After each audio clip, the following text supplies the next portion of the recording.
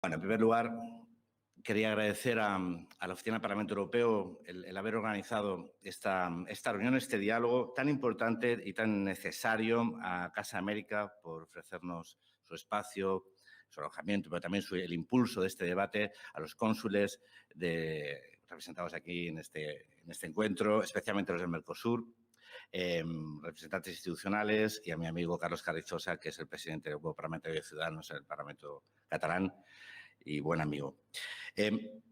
Realmente, para mí es un orgullo, aunque esto sea típico, pero es un orgullo el poder estar aquí dialogando, y por eso seré breve porque no quiero que sea un monólogo, dialogando sobre uno de los temas más importantes que tiene por delante la Unión Europea, que es los acuerdos comerciales y qué queremos hacer con los acuerdos comerciales. Y en este caso vamos a centrarnos en el Mercosur, porque hay un acuerdo de asociación firmado, el acuerdo económico y, bueno, el acuerdo comercial se firmó en junio del 2019 y el acuerdo político de cooperación se firmó en junio de 2020. Por lo tanto, este es un acuerdo firmado. Y a mí me gusta recalcarlo porque como hay medias verdades, no se quiere decir del todo, no, este es un acuerdo que está firmado y falta ratificar. Digo porque aquellos que están en el otro del Atlántico tienen que saber que aquí este acuerdo está firmado y había unos compromisos comerciales, políticos y de cooperación asumidos por la Comisión y por el Consejo, porque la Comisión no firma acuerdos sin que el Consejo dé su ok, ¿verdad? Entonces, no voy a insistir con los datos, aunque creo que algunos son muy importantes. Este es el acuerdo comercial más importante que ha firmado la Unión Europea con ningún otro socio comercial. Es 8 veces el acuerdo con Japón y 2 veces el acuerdo con CETA. Esta es la magnitud de este acuerdo. Voy a volver a insistir en algunas cifras porque, como decía que todo se ha dicho, pero como se escucha poco, todo hay que volverlo a decir. Y decirlo claro, con datos. Este es un acuerdo que englobaría casi el 10% de la población mundial, con cerca de 800 millones de ciudadanos. Y digo de ciudadanos porque este es un acuerdo comercial y político, es un acuerdo de asociación. Por lo tanto, no es solo un acuerdo comercial, es un acuerdo de asociación que asocia a casi 800 millones de ciudadanos con estructuras políticas que se relacionan directamente y además con un acuerdo comercial. Y esto es importante decirlo. Que supone el 25% del PIB global, que supone el 37% de las exportaciones mundiales de bienes y servicios, el 37%, y el 25% de flujos comerciales y el 34% del stock mundial. Que algunos son conscientes de la importancia que significa esto.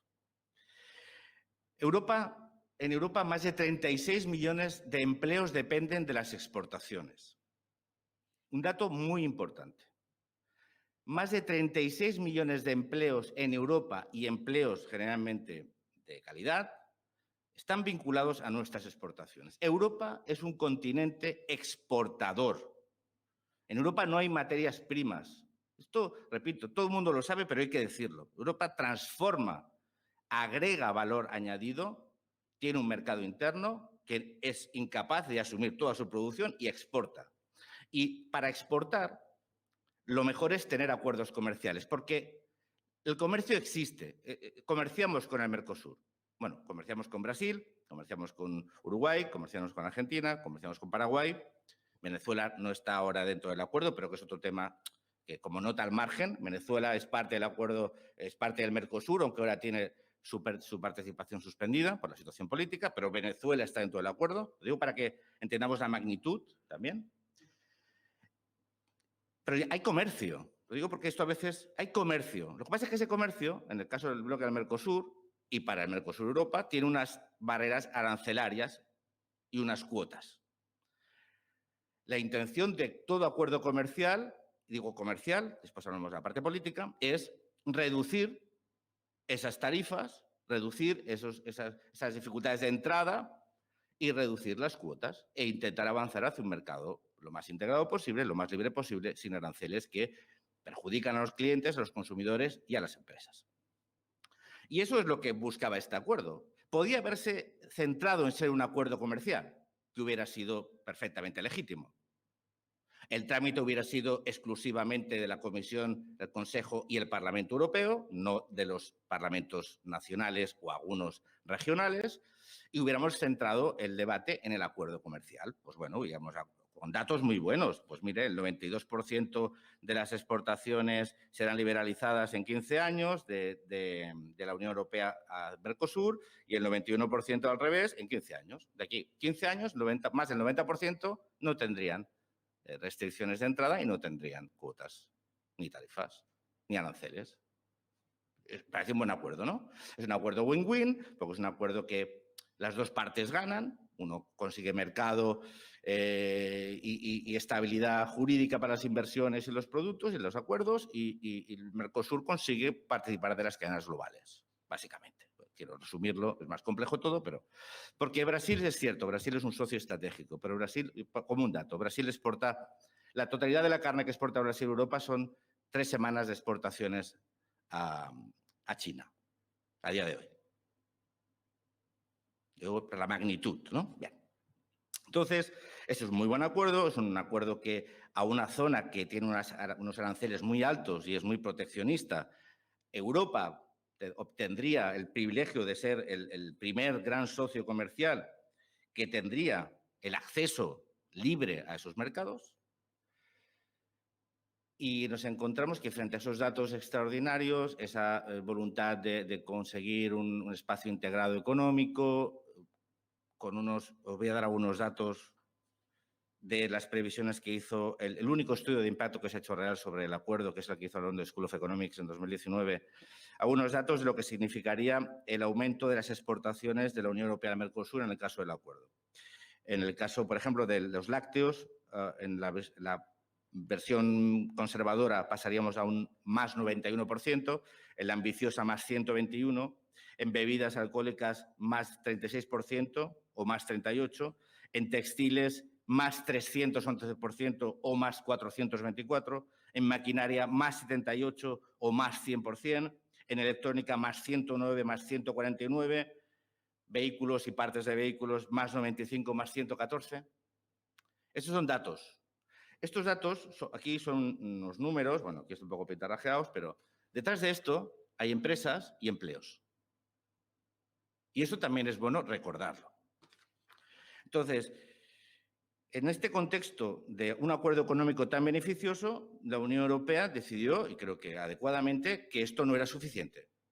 Que la Unión Europea lo que quiere tener son socios y aliados en un mundo cada vez más plural, más policéntrico, más complejo, de una situación donde los acuerdos comerciales hay dudas con la OMC. Bueno, ya saben ustedes el relato, ¿no?, de en qué momento estamos. Y la Unión Europea inició en la anterior presidencia, en el anterior ciclo de 5 años, un trabajo de consolidar acuerdos comerciales y cerrar acuerdos comerciales con otras partes del mundo, con la intención de garantizar seguridad jurídica, normas comunes, es ir más allá.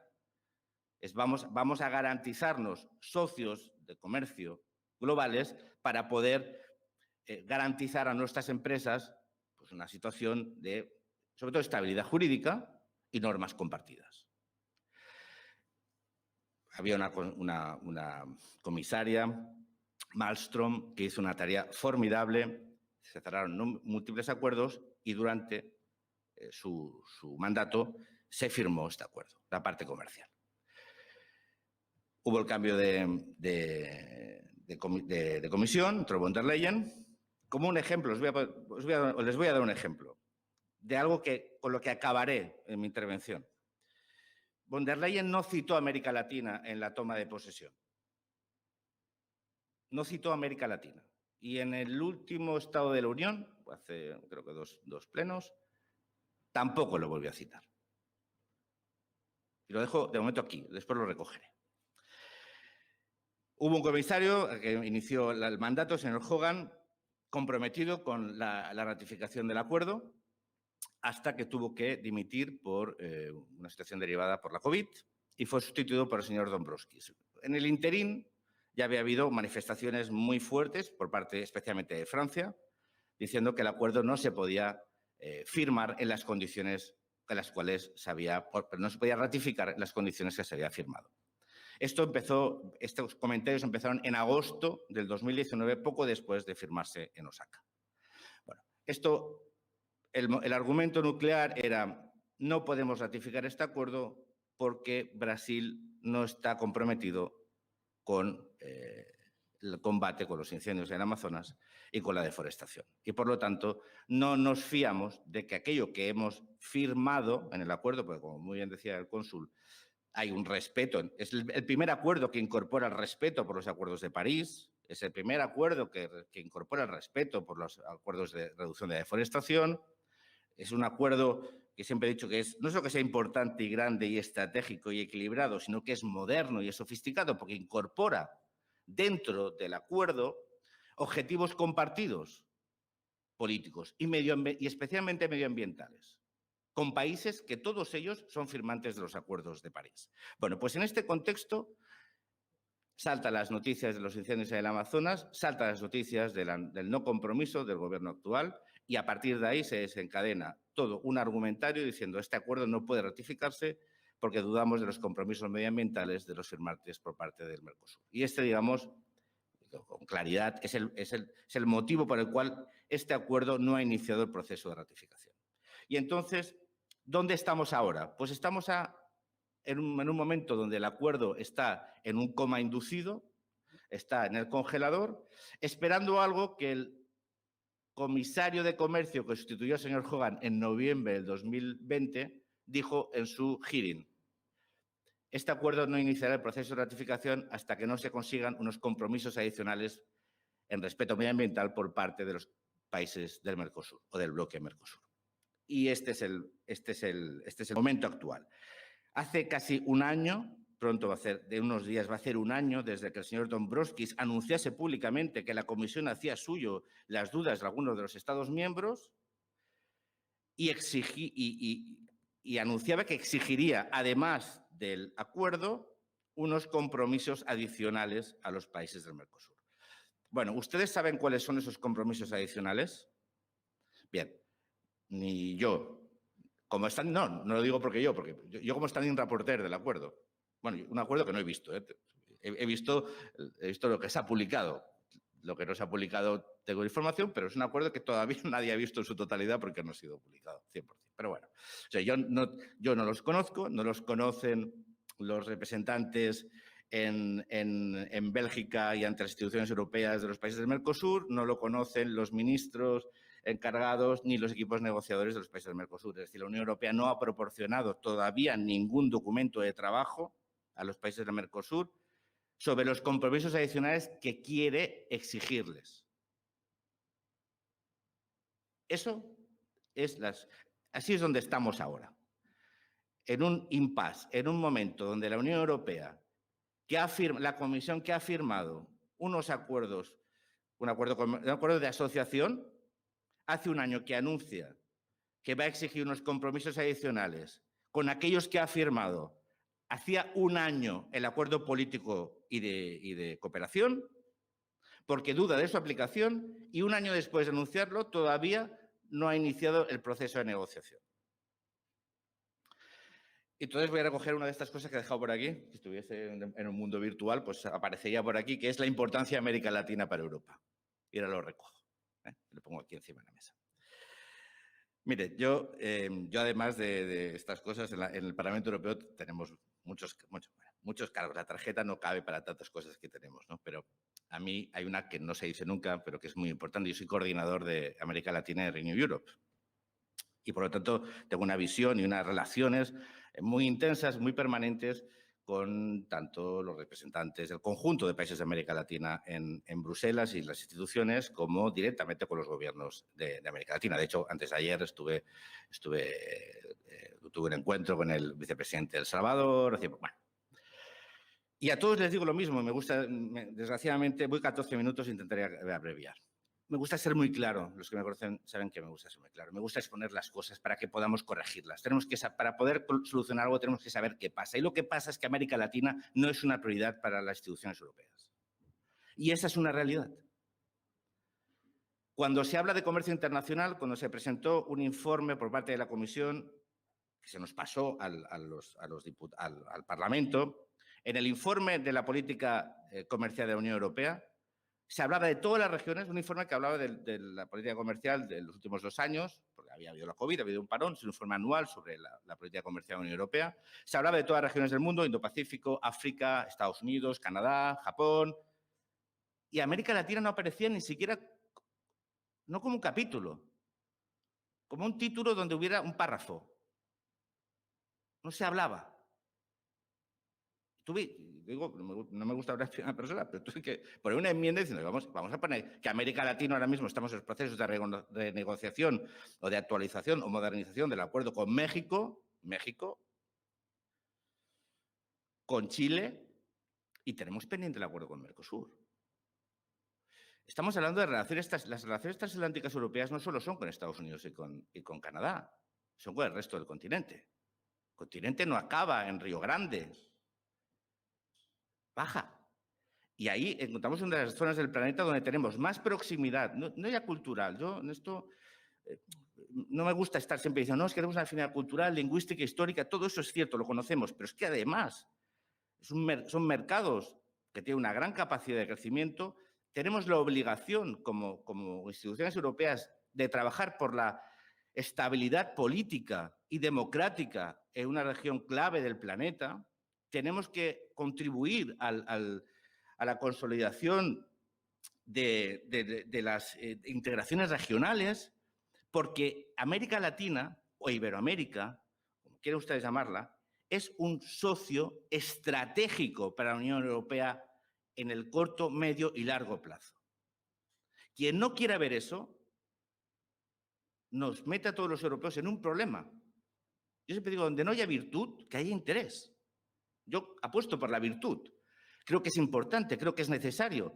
Pero si solo es por el interés, estamos hablando de países como Brasil, que va a ser uno de los grandes titanes globales en las próximas décadas. México. Pero no solo a nivel político o demográfico, sino de materias primas, de oportunidades de inversiones y servicios. Entonces, ¿cómo puede la Unión Europea prescindir de esa área tan relevante para su futuro? ¿Cómo puede permitirse el lujo de un acuerdo de asociación estratégico, importantísimo, clave para nuestras empresas, para nuestros trabajadores, pero también para nuestros intereses políticos y para nuestros objetivos medioambientales y de derechos humanos y de armonización de normativas, de reglamentos, de estándares? ¿Cómo podemos decir no? ¿Cómo podemos cerrar la puerta a unos socios y aliados? Yo recuerdo una vez, estuve en Argentina, estuve con el equipo negociador del Mercosur que había estado negociando y que habían cerrado el acuerdo con los equipos de la Comisión Europea. Y me dijo una frase que sería bonito cerrar con ella, pero no me gusta hacer las cosas bonitas. Entonces. Pero me dijo, mire, no es que queramos vivir como ustedes, es que además queremos vivir con ustedes. Quieren que seamos su socio preferente, quieren que seamos su aliado preferente. Quieren ir con nosotros de la mano para hacer frente a los retos globales. Pero para eso tenemos que tratar, y como instituciones europeas, al resto de bloques regionales o al resto de países con respeto. Yo recuerdo unas declaraciones de un ministro francés que decía que a Brasil había que disciplinarlo.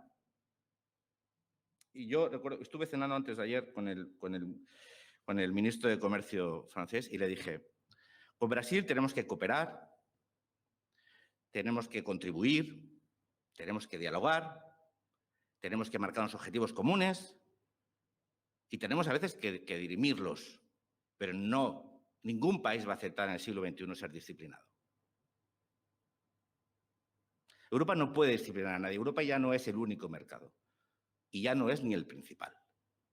Europa va a tener que saber que en el futuro va a pasar por establecer alianzas estratégicas, comerciales, políticas, de cooperación, medioambientales, de derechos humanos. Y para eso lo que tiene que buscar son aliados y socios. Y eso se hace desde el respeto.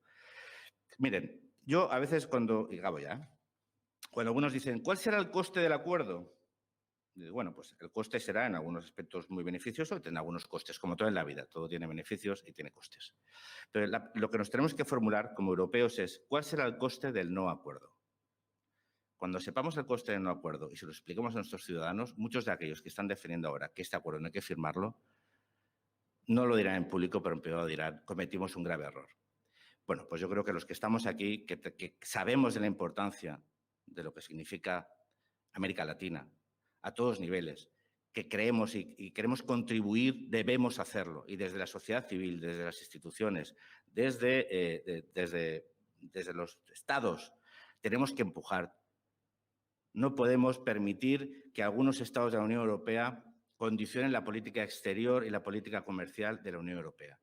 Nuestras empresas no pueden permitir que debates que les importan les sean ajenos. Y la sociedad civil y los ciudadanos tienen que saber que una parte importante de los empleos y de nuestra capacidad de aumentar la riqueza pasa por tener acuerdos comerciales que sean justos, que garanticen algo que es clave, una triple sostenibilidad. La medioambiental, sin duda, pero también la social y la económica. Sin esa triple sostenibilidad, nada de lo que haremos tendrá futuro. Y yo creo que tanto los países del Mercosur como la Unión Europea necesitan algo que es futuro. Y yo espero que un futuro en común. Gracias.